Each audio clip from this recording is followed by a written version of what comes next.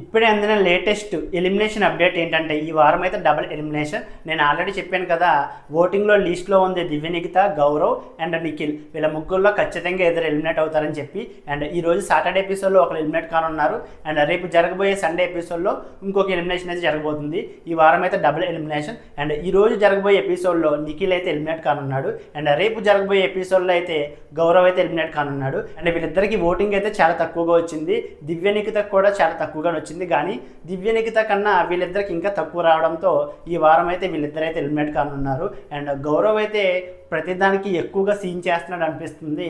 And బర్నీ గారి విషయంలో and Sanjana విషయంలో అండ్ మ్యాక్సిమం హౌస్మేట్స్లో చాలా విషయాల్లో అయితే తనే కరెక్ట్ అన్నట్టు అండ్ మిగిలిన వాళ్ళు రాంగ్ అన్నట్టు. ఏదైనా ఇష్యూ జరిగితే ఆ ఇష్యూని ఎక్కువ సేపు ప్రొలాంగ్ చేస్తూ అండ్ పదే పదే ఆ విషయం కోసమే కెమెరాల దగ్గరికి వెళ్ళి మాట్లాడడం అయితే కరెక్ట్ కాదు. అండ్ నిఖిల్ అయితే టాస్క్లు చాలా చక్కగా ఆడుతున్నా సరే హౌస్లో అయితే ఎక్కువ ఇంట్రాక్ట్ అవ్వట్లేదు, ఏ విషయాల్లో కలెక్ట్ చేసుకోవట్లేదు, టాస్క్ ఆడుతున్నాడు, సైలెంట్గా ఉంటున్నాడు. అండ్ నిఖిల్, గౌరవ్ వీళ్ళిద్దరు ఎలిమినేట్ అవడం మీద మీకేమనిపించింది? వీడియోని లైక్ చేసి మీ అభిప్రాయాన్ని కామెంట్ చేయండి.